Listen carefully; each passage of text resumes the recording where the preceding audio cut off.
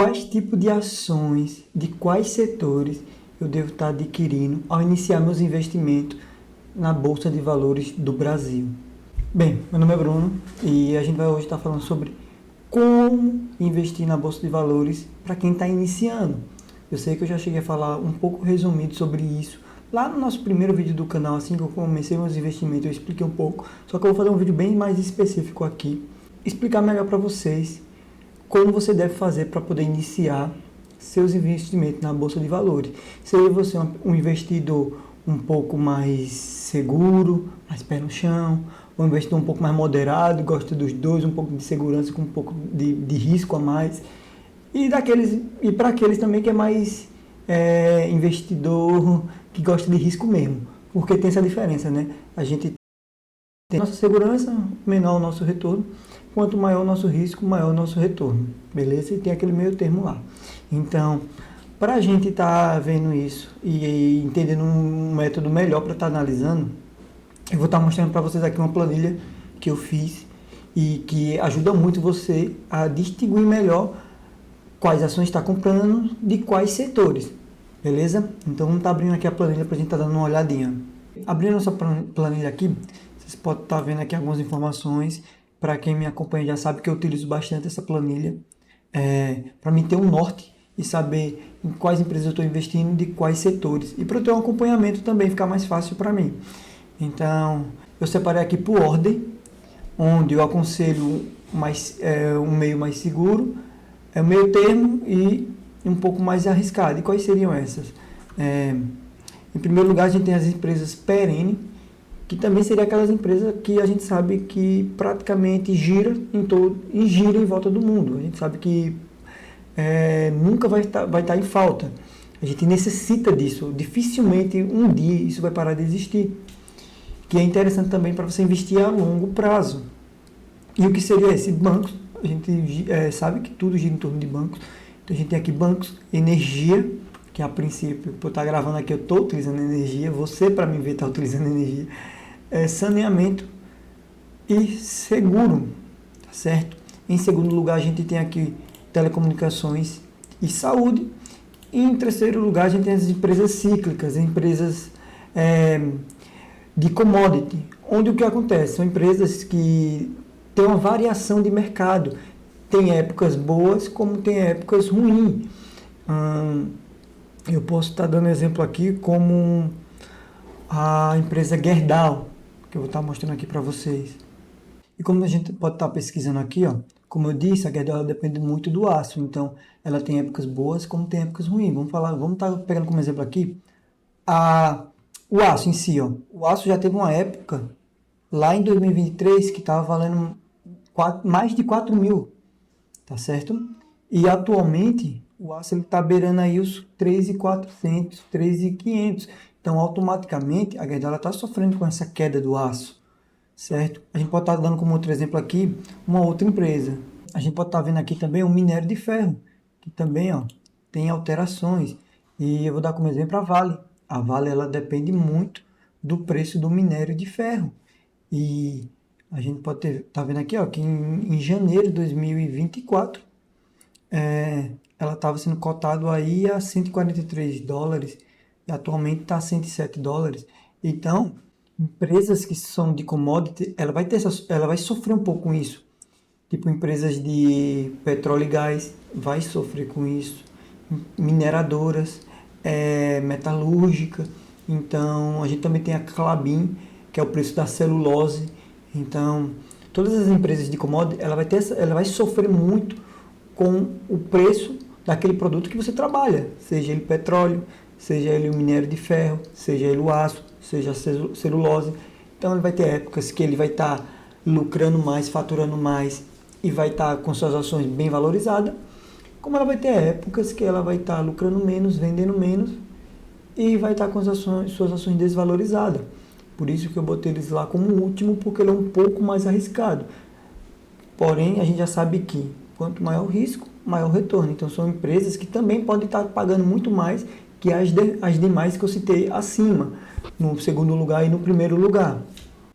Dito isso, vamos dar uma olhadinha aqui rapidamente na nossa planilha novamente. E o que eu Bruno, aconselho e eu mesmo aplico, como vocês podem estar vendo, é o seguinte: um ponto muito importante para você que vai iniciar um investimento também é diversificar. Então, não é muito interessante você só comprar banco, comprar só energia, comprar só telecomunicação, comprar só mineração e metalúrgica ou petróleo, entendeu? É diversificar.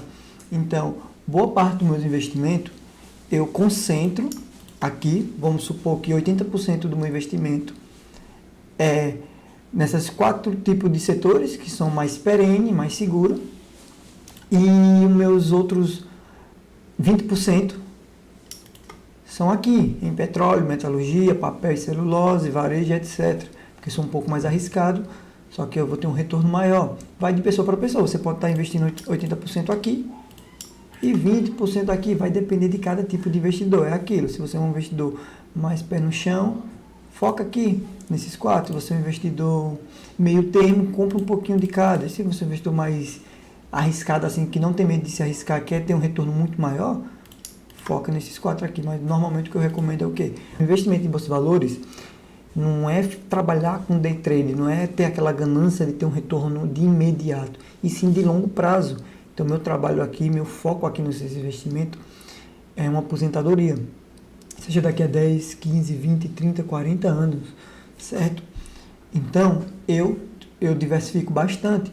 Eu tenho de cada um, eu tenho de banco, eu tenho de energia, eu tenho empresa de saneamento, de seguro. Após ter feito essas análises, já ter escolhido os setores que vai estar investido, escolhido as ações, foi o segundo passo, que também é muito, muito importante. É você analisar e saber identificar através de algumas métricas se aquela empresa ela vale a pena ou não estar investindo. Então, como é que eu faço isso hoje? Existem dois meios que eu faço. Eu hoje utilizo como base inicial o Investidor 10, onde eu posso estar analisando sobre algumas empresas lá.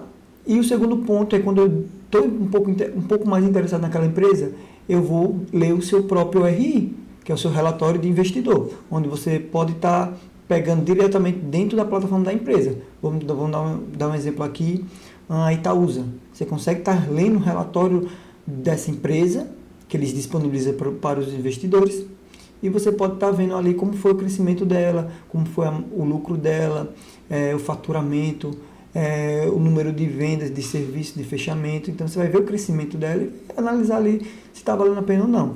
Mas vamos pegar como início aqui o Investidor 10. Eu vou estar abrindo aqui como um exemplo a CEMIG, que é uma empresa de energia, que a princípio eu também tenho na minha carteira. Mas vamos lá analisar alguns pontos que eu acho interessante você estar olhando e ver se vale a pena ou não estar investindo nesta empresa. E de princípio, vai anotando aí, porque eu, quando aprendi isso, eu também anotei. E quando eu vou vendo assim no começo, a gente esquece alguns pontos, mas você tendo anotadozinho, você pode estar acompanhando para poder estar fazendo essas leituras e ver se vale a pena ou não. Mas vamos lá. Aqui a gente tem a cotação dela, que é o preço dela atual. Variação nos últimos 12 meses, a gente vê que ela tem um crescimento de 20% aí, puxando os últimos 12 meses. Sua cota valorizou 20%. Seu PL é o preço sobre o lucro.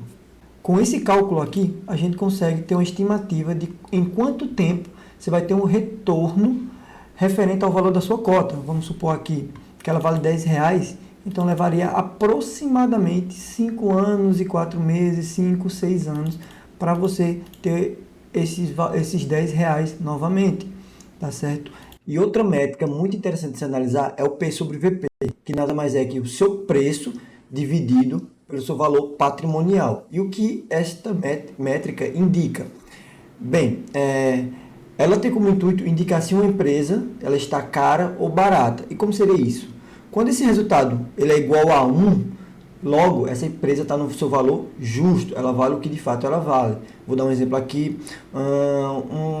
Vamos supor que uma garrafa d'água custa R$10 e ela está sendo vendida a R$10, logo ela está no seu preço justo.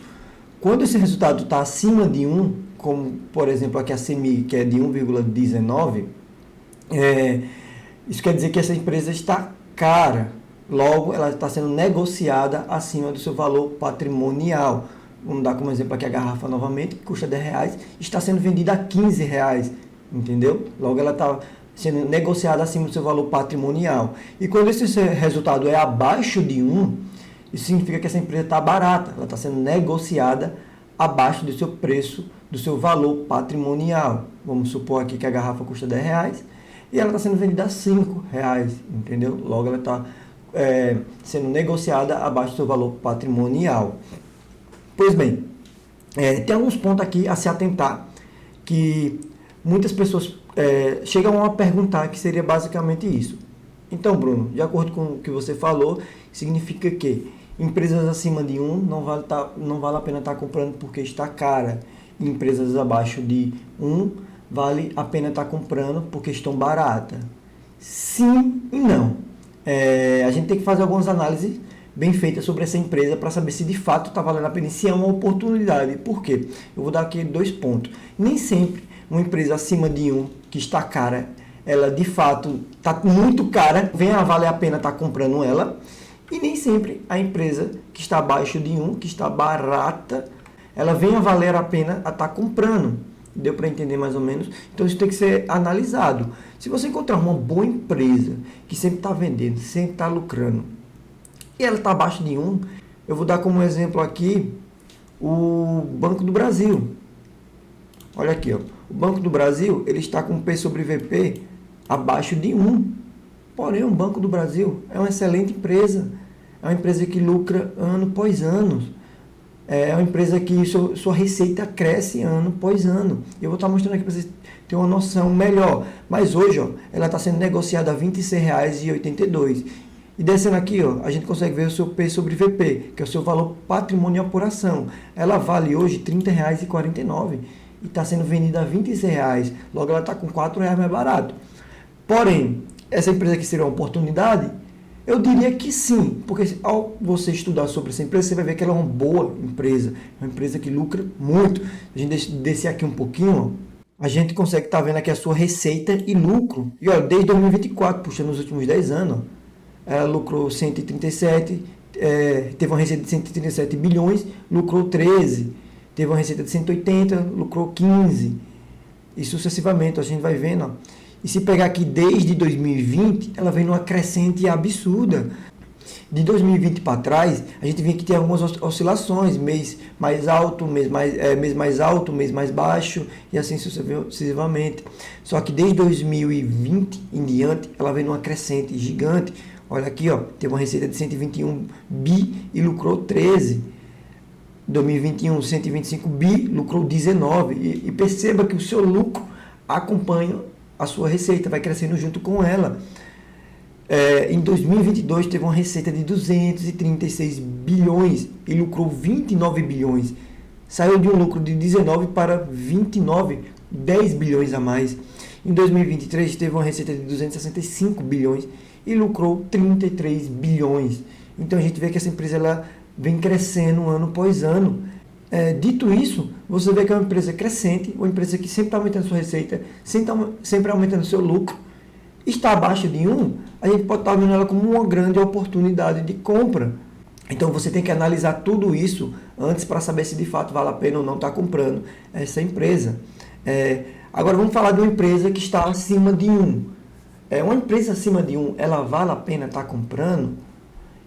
E sim, às vezes vale. Eu vou dar como exemplo aqui o Banco do Brasil Seguridade. A gente pode ver que hoje ela vale R$ 33,00, só que ela está com P sobre VP de 5,61. É de praticamente 461% a mais do seu valor patrimonial. Se a gente descer aqui, a gente vai ver o seu VPA, valor patrimonial por ação. Ela custa R$ 6,00. Ela custa R$ 6,00. Então essa empresa tem um valor patrimonial por ação de R$ 6,00, mas está sendo vendida a R$ 33,00. Eita, Bruno, então 460% a mais do que ela vale? Não, não vale a pena não. É aí que está a pegadinha, porque vale a pena. Ainda vale a pena estar investindo no Banco do Brasil Seguridade. Por quê? Se você parar para fazer alguns estudos, vou dar como exemplo aqui o método Bazin, o método do Peter Lynch, você vai ver que essa empresa ainda está barata e está valendo a pena, está comprando, tá certo? Então, não só isso, né? Claro, você tem que olhar, estudar sobre essa empresa, ler o seu RI, Eu vou dar como exemplo aqui algumas informações que tem no próprio Investidor 10. E descendo um pouquinho aqui, você vai acompanhar toda a evolução do seu patrimônio. Onde a gente pode ver aqui, ó, que em 2016 ela teve um patrimônio aí de 8 e um lucro de 4. Um patrimônio de 8 e um lucro de 4 novamente. Só que daqui, ó, em 2018 deu uma queda. Em 2019 deu uma queda. Porém, desde 2019 que o Banco do Brasil Seguridade vem numa crescente. O seu patrimônio cresce e o seu lucro está acompanhando também, ó. Em 2020, patrimônio de 6,3 bilhões, lucrou 3,8 bilhões. Em 2021, patrimônio de 7,2 bilhões, lucrou 3,9 bilhões. E vamos pegar aqui o último ano, 2023, onde seu patrimônio está em 9,8 bilhões e seu lucro em 7,9 bilhões. Então, a gente vê que é uma empresa que está crescendo o seu patrimônio, está crescendo sua receita e está crescendo o seu lucro.